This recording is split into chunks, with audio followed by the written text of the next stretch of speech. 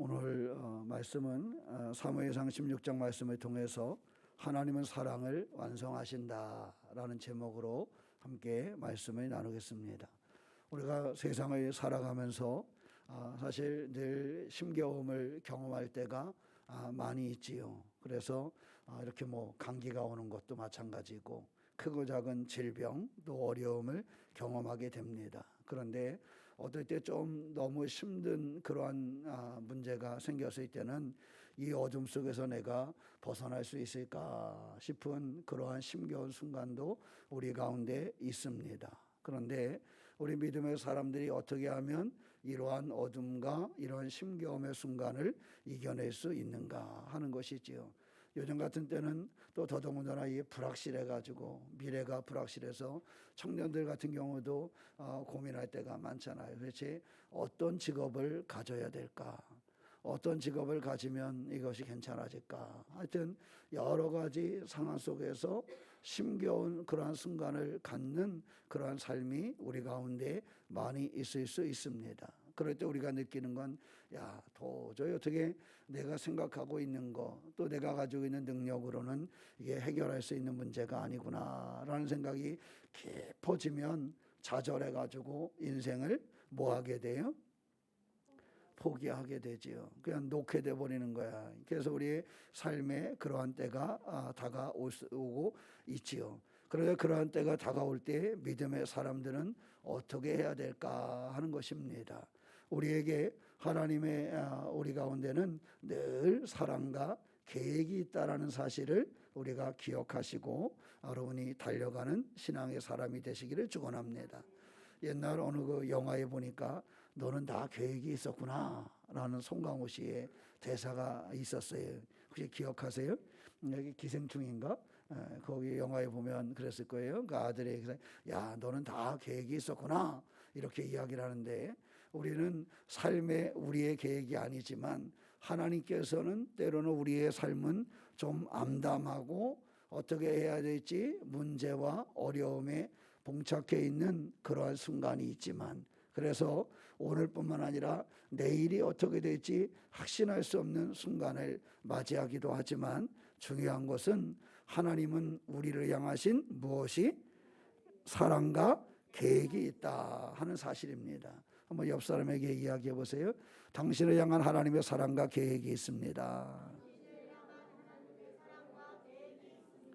뭐가 있다고요? 사랑과 계획. 그러니까 지금 내가 암담해 보여도 그래도 하나님의 무엇이 내게 있어요? 사랑이 있고, 하나님 나에게 무엇이 있어요? 계획하심이 있다. 그러니까 여러분들이 자녀들을 위해서 기도할 때도요, 자녀들의 삶이 암담할 때가 있어요, 없어요? 있지요. 자녀들을 위해서 기도라고 생각하는데 이놈이 이제 어떻게 살아갈까 참 암담하게 느껴질 때가 있어. 물론 잘 될 때도 있지만 때로는 암담할 때도 있습니다. 그럴 때 우리가 느낄 것은 바로 이거예요. 그러한 암담한 순간에도 하나님은 나의 아이들을 향한 무엇이 있어요? 사랑이 있고 나의 아이들을 향한 계획이 있다라는 것. 이것을 붙잡고 우리는 자녀들을 위해서 기도하는 거예요. 그래, 이 아이들을 위한 하나님의 사랑이 있는데, 이 아이들을 향한 하나님의 계획하심이 있는데, 우리 아이들을 향한 하나님의 계획하심과 사랑이기 때문에 그거를 가지고 때때로 이렇게 볼 때는 한 대 줘받고 싶고 그냥 마음이 그렇지만, 그럼에도 불구하고 하나님의 사랑과 계획이 그 아이한테 있다라는 사실입니다. 나에게도 마찬가지로, 나에게도 따라해 보세요. 나에게도 하나님의 사랑과 계획하심이 있다. 이거를 기억하는 겁니다. 나의 삶에도 암담해 보이지만 어찌할지 알지 못하지만 여전히 나를 향하신 하나님의 사랑과 하나님의 무엇이 계획이 있다라는 사실입니다. 사무엘상 16장은 사울왕을 세웠지만 사울왕이 실패한 왕으로 끝나버려요. 그러니까 이제 사무엘이 암담한 거예요. 그 왕을 세운 사람이 누구예요? 하나님이 역사하셨지만 거기에 그것을 한 사람은 사무엘이잖아, 그죠? 사무엘이 왕을 세웠어요. 그 사무엘이 왕을 세웠는데 암담한 거야. 왜? 사울이 실패를 했거든. 그러니까 이제 사무엘이 우리가 한다면서 이제 어떡하나, 작은 문제도 아니고 이제 이 나라를, 이 민족을 어떻게 하지 하는 아주 어둠의 그 속에 사무엘이 머물러 있는 것입니다. 사무엘 그 속에 머물러 있을 때 하나님께서 그에게 하시는 말씀이에요. 하나님께서 그에게 오셔서 그에게 말씀하시는 거예요. 야, 너 그러고 언제까지 그러고 있을 거야?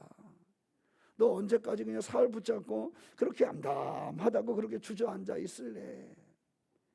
내가 너희를 위해서, 나의 백성들을 위해서 새로운 사람을 뭐 했다는 거예요? 선택했다는 거예요. 준비해 두었다라는 거예요.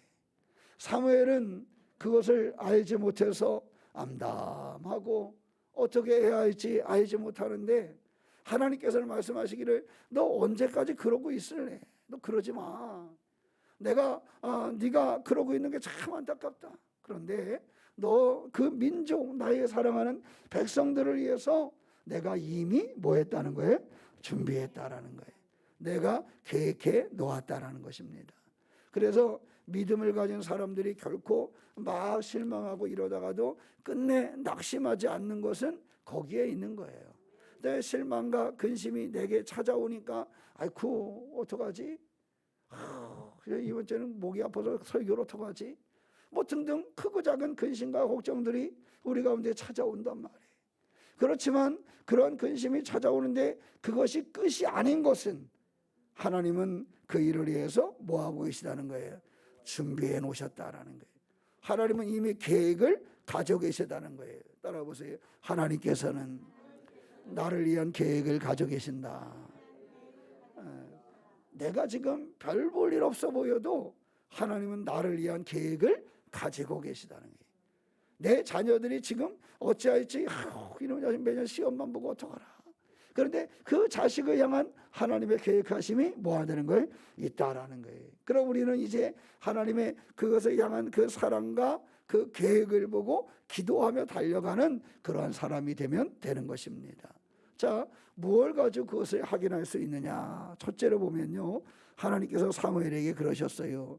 내가 그를 위하여 언제까지 슬퍼하겠느냐?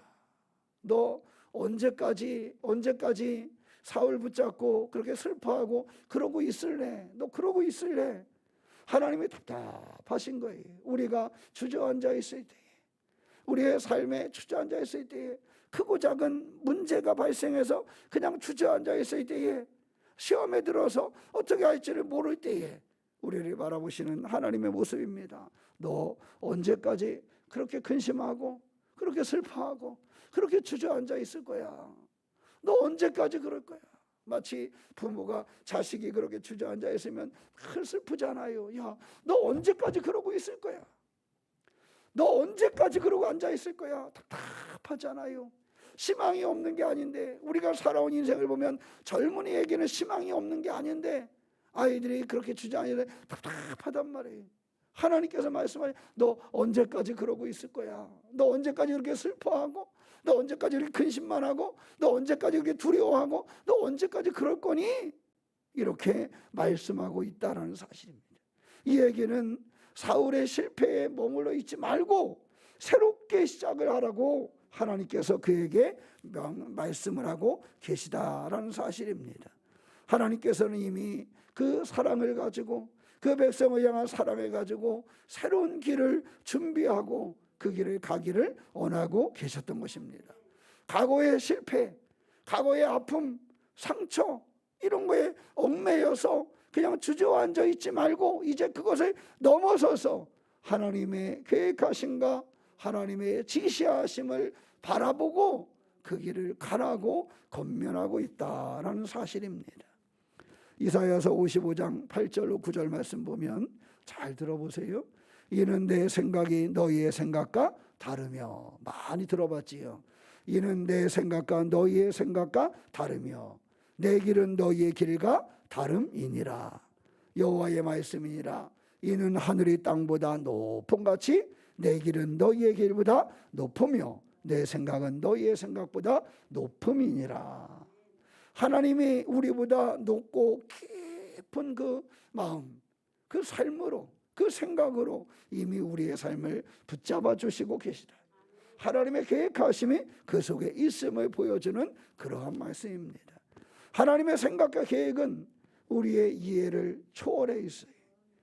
하나님의 그 계획은, 하나님의 생각은 항상 우리 가운데 최선을 준비하고 계시다라는 사실입니다. 그러므로 우리가 하나님을 의지하는 믿음의 주인공이 되시기를 축원합니다. 하나님의 주권적인 사랑과 계획하심이 우리에게 있다는 사실을 놓치지 않는 성도가 되시기를 축원합니다. 그 무엇을 하려고 하는데 부족함을 느끼고 있습니까? 무엇인가 새롭게 도전하고 싶은데 슬픔과 상처와 아픔 가운데 주저앉아서 어떻게 해야 될지를 모르고 있습니까? 오늘 이사야가 고백하는 것처럼 하나님의 생각과 계획은 우리가 겪고 있는 것을 넘어서 있다, 초월해 있다는 사실을 기억하시기를 축원합니다. 너 왜 슬퍼하겠느냐? 너 왜 그러고 앉아있느냐? 내가 준비해 두었다 라고 말씀하시는 것처럼 하나님의 사랑과 계획이 있다는 사실을 기억하시고 하나님의 사랑과 계획의 그 주권적인 은혜로 나를 붙잡아 주신다는 사실을 잃어버리지 않으시기를 바랍니다. 예레미야 29장 11절 말씀에 여호와의 말씀이니라 너희를 향한 나의 생각을 내가 안하니 평안이요 재앙이 아니니라 너희에게 미래와 희망을 주는 것이니라. 사람들은 재앙이 올 거라고 생각하고 이제 어떻게 해야 될지를 알지 못했어요. 그래서 두려움 속에 빠져 있었어요. 그런데 그들 가운데 말씀하시기를 너희에게 미래와 희망을 주는 것, 이것이 하나님의 계획이라는 거예요. 우리가 때때로 심겨움에 그러고 앉아 있어서 기도하던 사람이, 예배하던 사람이 기도와 예배도 잃어버리고 시험 중에 빠질 때도 있고 내 삶의 삶에서 슬픔 중에 머물러 있을 때도 있고 살아가면서 어찌해야 바를 알지 못하는 그런 순간도 우리 가운데 있지만 하나님 우리 가운데 말씀하시기를 너희에게 미래와 희망을 주는 것이다. 하나님께서 우리에게 이 미래와 희망을 주신다. 사무엘이 슬픔 가운데 있을 때 내가 준비해 놓았다. 하나님의 주권적인 그 은혜가 그 사랑과 그 계획을 이미 가지고 있었다는 사실입니다. 그것을 잘 보여주는 사람이 요셉이라는 사람 아니겠습니까? 우리가 얼마 전에도 봤던 말씀인데요. 요셉은 그 다른 그 형제들이 두려워할 때, 이제 우리가 아버지도 죽었고 이제 잘못하면 요셉이 우리를 어떻게 하겠구나라고 생각을 할 때 요셉이 뭐라고 얘기합니까? 창세기 50장 20절에 당신들은 나를 해하려 하였으나 하나님은 그것을 선으로 바꾸사 오늘과 같이 많은 백성의 생명을 구원하게 하시려 하셨나니. 그러니까 요셉이 가졌던 건요, 삶의 여러 가지 문제와 심겨움을 가졌지만 요셉이 그러한 삶의 모습 속에서 잃어버리지 않은 것은 뭐냐면 하나님의 선하신 계획하심과 하나님의 인도하심이 내게 있다는 사실을 요셉은 느끼고 세상을 살아간 거예요. 그렇기 때문에 그가 어떤 자리에 가든지, 그가 때로는 하인이 되든지 때로는 감옥에 갇히든지 어떤 자리에 가든지 요셉이 희망을 잃어버리고 낙심하고 낙담하지 않은 것은 하나님의 그 사랑과 하나님의 계획하심이 내게 있다라는 거예요. 그 형들은 하나님의 계획하심을 보지 못하기 때문에 이제 우리 죽이면 어떡하지? 이랬지만 그 슬픔과 그 낙심 가운데 요셉은 그것도 하나님께서 선하게 인도하신 것입니다. 이런 고백을 하는 거예요. 그러니까 요셉은 그의 인생에 하나님의 그 주권적인 은혜가, 주권적인 그 계획하심이 자기의 삶에 있었다는 사실을 잃어버리지 않은 것이지요. 사랑하는 성도 여러분, 지금 혹시 슬픔 가운데 있습니까? 낙심 가운데 있습니까? 아픔 가운데 있습니까? 무엇을 해야 하는데 잘 얽힌 실타래처럼 풀리지 않는 순간이 있습니까? 신앙적으로 나 정말 하나님 잘 믿고 싶은데 혹시 나도 모르는 중에 시험에 들어서 내 마음속에 여러 가지 갈등이 있습니까? 그대로 주저앉아 있지 마시기를 바랍니다. 하나님 우리가 어떤 상황에 있든지 사무엘을 향하여 슬퍼하지 말라고 내가 이미 준비해 두었다고 얘기하는 것처럼 요셉의 인생에 심겨운 순간이 많았지만 요셉을 향하신 하나님의 사랑과 하나님의 계획이 있었음을 요셉이 기억했던 것처럼 나를 향하신 하나님의 주권적인 사랑과 계획하심이 있다는 사실을 기억하는 성도가 되시기를 축원합니다. 이렇게 살아갈 때 우리가 낙심하지 않는 거예요.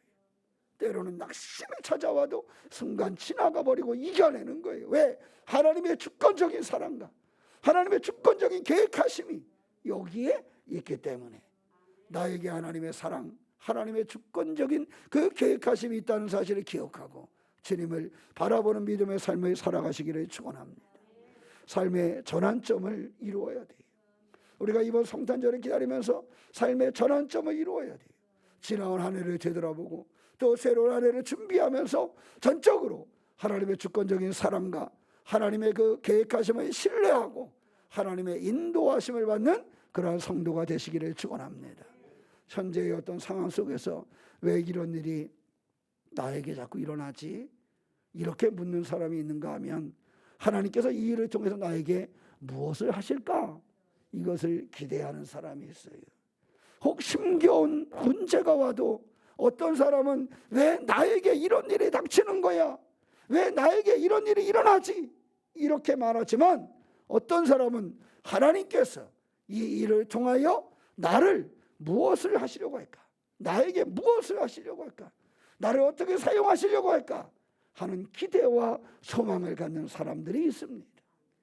요셉처럼 사무엘처럼 삶을 살아갈 때 하나님의 주권적인 사랑과 하나님의 주권적인 계획하심을 믿고 신뢰하는 사람은 이 일을 통해서 하나님 나를 어떻게 붙잡아 주실까? 어떻게 역사하실까 하는 기대를 갖게 되는 것입니다. 사랑하는 성도 여러분, 하나님의 주권적인 사랑과 계획하심을 바라보는 믿음의 주인공이 되시기를 주님의 이름으로 축원합니다. 두 번째는요, 우리가 살다 보면 자꾸 기준 때문에 문제가 생길 때가 있어요. 그런데 우리가 알고 있는 것처럼 사무엘은 쭉 가서 이세의 아들들을 보잖아요. 7명의 아들들을 봅니다. 딱 보고 첫 번째 엘리압을 봤어요. 엘리압을 딱 봤더니 그의 마음속에 어떤 마음이 생겼어요?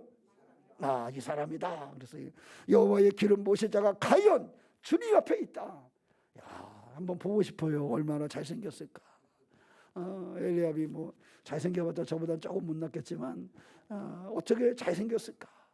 얼마나 준수하게 생겼으면, 그의 모습이 얼마나 이용 있게 생겼으면 사무엘이 그를 보자마자 이야기하기를 과연 주님 앞에 있다. 뭐 할 자가 기름 부을 자가 있구나.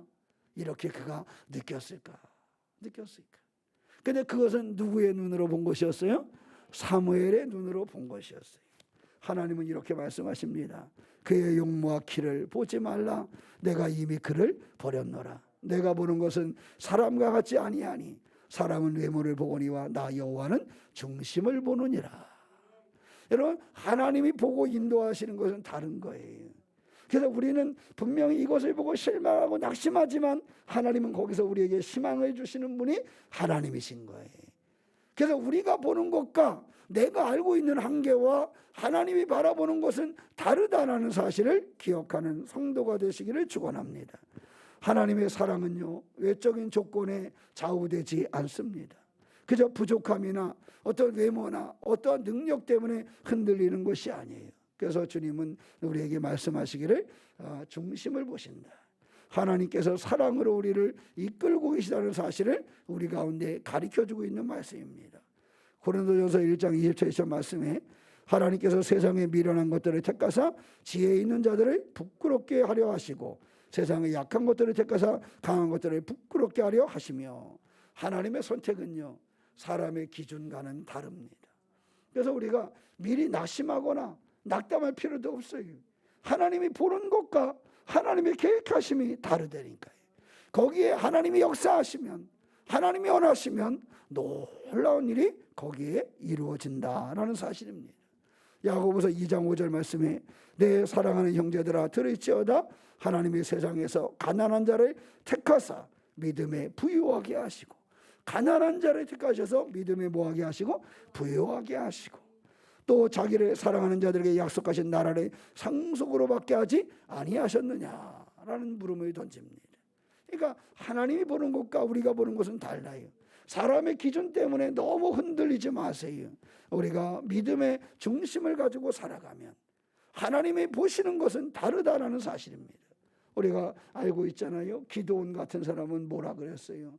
기드온을 하나님이 사용하려고 다 했는데 그는 얘기를 합니다. 나의 집은 므낫세 중에 극히 약하고 얼마나 약하게 여겼으면 극히 약하다라고 자기가 자신을 얘기할까.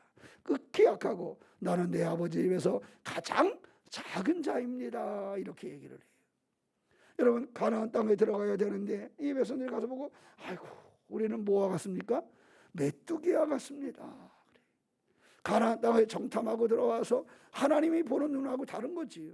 하나님은 가나안 땅에 향하여 너희들이 충분히 들어갈 수 있다라고 보신 거예요. 그렇죠?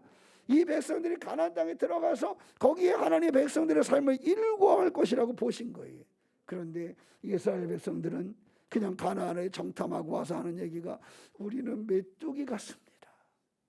자신을 메뚜기 같다 그러는 거예요. 메뚜기 같은 그 사람들을 회복시키고 훈련하는데 40년이 걸린 거예요. 그들 가운데 메뚜기와 같다라는 그 생각을 떨쳐버리고 하나님의 백성으로 하나님이 인정하는 삶을 살도록 하는데 40년의 여정이 걸렸어요. 그 이후에야 그들이 가나안 땅에 들어갈 수 있게 된 것입니다. 자신을 메뚜기같이 여겼던 그들을 하나님께서는 그것이 아니라는 사실을 가리켜서 그들을 가나안에 들어가게 하신 거예요. 나는 가장 약한 자고 가장 작은 자입니다라고 얘기한 이 기도원을 하나님께서는 들어서 그를 사용하셨어요. 그래서 그를 큰 용사가 되게 하셨어요. 그래서 우리가 기억하는 것은 기도원을 누구로 기억해요? 용사로 기억합니다. 기도원과 300명의 용사를 기억해요. 그러니까 우리는 기도원 그러면 용사를 기억해요.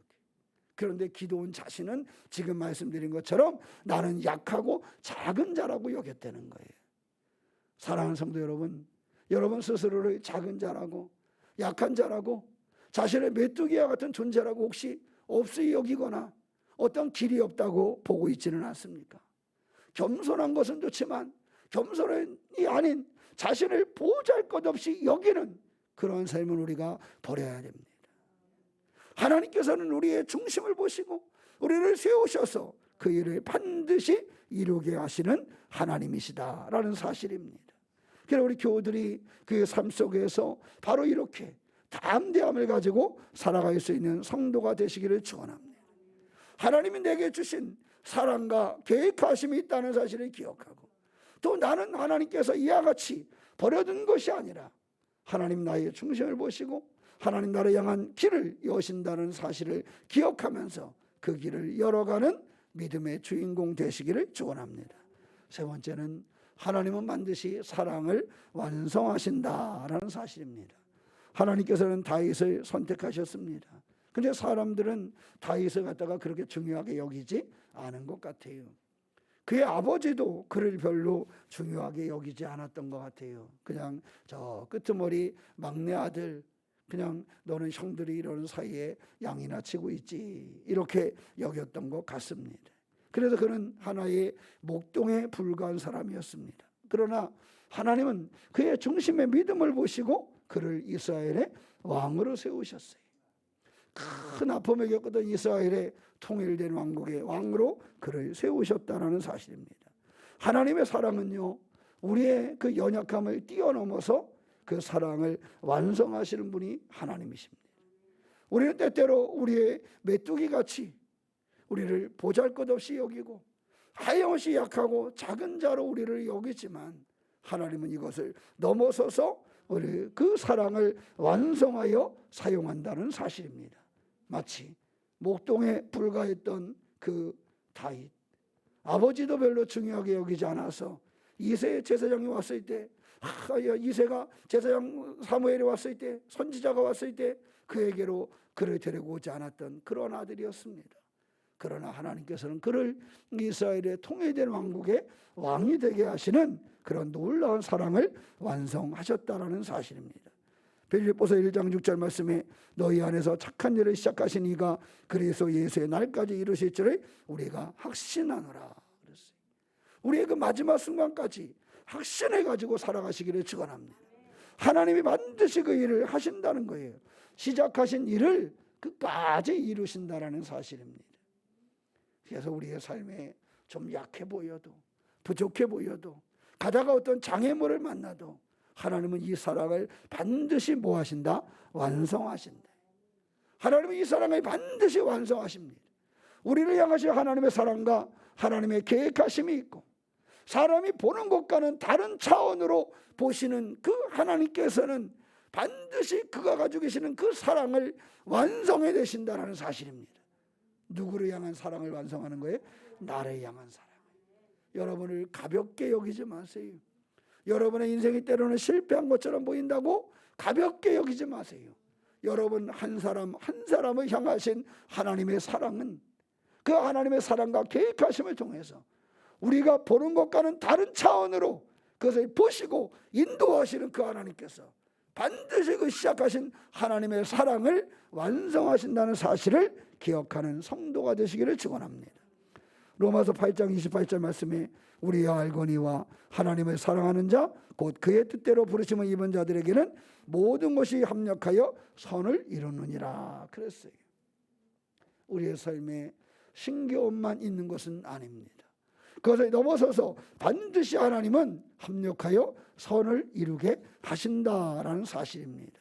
바로 다윗도 그렇게 쓰임받은 사람이었고 사무엘도 그 일을 나타냈지요. 그래서 오늘 13절에 보면 사무엘이 기름불병을 가져다가 그의 형제 중에서 그에게 부었더니 이날 이후로 다윗이 여호와의 영에서 크게 감동되었다 그렇습니다. 이 하나님의 놀라운 일을 이루어갖고 결국은 그 다윗이 왕으로 쓰임받았다는 사실을 우리는 잘 알고 있습니다. 지난 한 해를 살아오면서 여러분의 인생의 조각들은 어땠습니까? 우리의 삶의 조각들은 가지각색일 수 있습니다. 예전에 한번 제가 소개했던 리젤 목사님의 잃어버린 삶의 조각들이라는 책을 보면 그렇습니다. 리젤 목사님은 여자 목사님입니다. 미국에 있는 여자 목사님이었는데 어렸을 때 별로 행복하지 못한 삶을 살았어요. 주정뱅이 아버지 밑에서 살아오다가 결국 엄마와 두 동생과 함께 엄마가 아이 셋을 데리고 집을 나왔습니다. 더 이상 그 아버지 밑에서 견딜 수가 없어서 집을 나왔어요. 이 세 아이를 데리고 떠돌다가 어느 그냥 그 마을에 가서 살게 되었는데 그곳에 큰 화물차를 운전하는 곳에 격리로 취직을 해요. 어린 나이에 격리로 취직을 했다 거기서 일을 당해가지고 아이를 임신을 해요. 그랬더니 엄마가 그 아이를 쫓아냅니다. 너까지 속을 썩이는구나. 그 쫓아내요. 그 리젤이 임신한 채로 엄마에게도 쫓겨나가지고 거리를 헤매다가 그저 흘러가다가 어느 바닷가에 있는 작은 교회에 가서 잠을 자고 있었는데 그 잠에서 깨어났더니 그 교회 사람들이 이 리젤이라는 여자아이 배가 이렇게 불러온 이 여자아이를 보고 이 아이를 챙겨줍니다. 아무도 물어보지 않았대요. 너 어디서 왔니? 너 이 애기 아빠가 누구니? 아무도 물어보는 사람이 없었대요. 그냥 그 아이가 불쌍하니까 교회 사람들이 챙겨주고 작은 방에서 잠을 자게 해주고 먹을 것을 챙겨주고 이렇게 해서 도와줘서 아이를 잘 출산해서 아이를 입양 보내고 이 아이가 입양 보낸 다음에 리젤이 잘 믿음으로 성장을 해서 여자 목사님이 되었고 나중에는 레이건 대통령 밑에 있었던 어느 국장이 자기의 남편이었는데 그 남편과 두 아들을 두고 살아갔어요. 그래서 행복한 삶을 살았는데 마지막에 그 딸에게서 편지가 오는 거예요. 고민합니다. 내가 저 딸을 만나야 될까? 지금 내 인생은 행복한데 내가 이 딸을 만나야 될까? 내가 이런 딸이 있다는 사실을 알면 내 남편은 나를 뭐라 그럴 거고 내 두 아들은 나를 어떻게 할 것인가? 한참 고민을 하다가 딸을 만나고요. 딸에게서 이야기를 듣습니다. 그리고 다시 와서 고민하다가 이제 내가 이거를 이야기해야 되겠다. 그래서 남편과 두 아들에게 이야기를 합니다. 그랬더니 남편과 두 아들이 며칠간을 고민하다가 와서 하는 얘기가 당신의 딸이면 나에게도 딸이 되니 내가 그 아이를 만나보겠다라고 얘기하는 남편과 두 아들이 엄마가 낳은 아이면 저희에게는 누나인데 저희도 누나를 만나보겠습니다. 이렇게 얘기를 하더래요. 그래서 함께 가서 그 딸을 만났어요. 그 딸을 만났더니 딸이 이야기하기를 엄마 감사합니다. 엄마가 그때 선택할 수 있는 방법은 나를 낙태시키는 것이 엄마가 선택할 수 있는 최고의 방법이었을 텐데 그럼에도 불구하고 나를 세상에 태어나게 해준 것만으로 저는 감사합니다 라고 이야기를 하는데 옆에 남자가 하나 서 있더래요. 그래서 하는 얘기가 어머니 감사합니다. 어머니가 이 아이를 낳았기 때문에 저에게 이렇게 좋은 아내가 생겼습니다 라고 이야기를 하더라는 거예요. 그래서 그 목사님의 고백이 이루어진 게 잃어버린 삶의 조각들. 우리의 삶은 조각조각 다 나 있는 것 같고 때로는 슬프고 힘겹고 어떻게 해야 될지 알지 못하는 이 인생의 여정이 있었지만 되돌아보니 인생의 삶의 조각이 다 맞추어진 다음에 되돌아보니 하나님은 나를 향한 사랑과 계획하심이 있었다라는 사실을 리젤 목사님이 고백하고 있는 거예요. 나는 너무 힘겨운 순간이 있었는데 아버지에게서 가족이 도망 나올 때 또 엄마한테서 쫓겨날 때 정말 배불러서 어찌할 바를 알지 그런 순간에 나는 그런 순간이 있었는데 하나님께서는 그런 순간에도 나를 놓지 않으시고 나를 향하신 그런 사랑과 나를 향하신 계획하심으로 나를 인도했구나. 마치 요셉이 형들에게 팔려서 별의별 고생을 다 하고 살아갔지만 그를 향하신 하나님의 사랑과 계획하심이 있었던 것처럼 사무엘이 슬픔 중에 낙심하고 있었지만 하나님께서 다윗을 세워서 그 사랑과 계획을 드러내셨던 것처럼 하나님의 계획하심과 사랑이 있었다는 사실을 발견하고 사람이 보는 것, 사람이 생각하는 것, 사람이 알고 있는 것은 하나님의 깊이와 넓이를 따라가지 못한다라는 사실. 그래서 하나님은 이것을 세우고 인도한다라는 사실을 확신을 가지고 있었고 결국 하나님은 나를 향한 그 사랑과 계획을 뭐 하셔서 완성하셨어요. 나를 향한 사랑과 계획을 완성하셔서 리젤 목사님의 인생이 복이 되게 하셨다는 거예요. 하나님은 그 요셉을 향한 그 사랑과 계획을 완성하셔서 요셉이 그 백성을 구원하는 놀라운 일을 하게 하셨다는 거예요. 하나님은 다윗을 향한 그 사랑과 계획을 마지막까지 완성하셔서 다윗을 통일되는 왕국의 왕으로 이스라엘의 이데al 왕으로 쓰임받게 하셨다는 사실입니다. 사랑하는 성도 여러분, 이제 성탄절이 얼마 남지 않았습니다. 성탄절을 기다리면서 하나님 앞에서 내 삶을 향하신 하나님의 사랑과 하나님의 주권적인 계획하심이 있음을 발견하는 성도가 되시기를 축원합니다.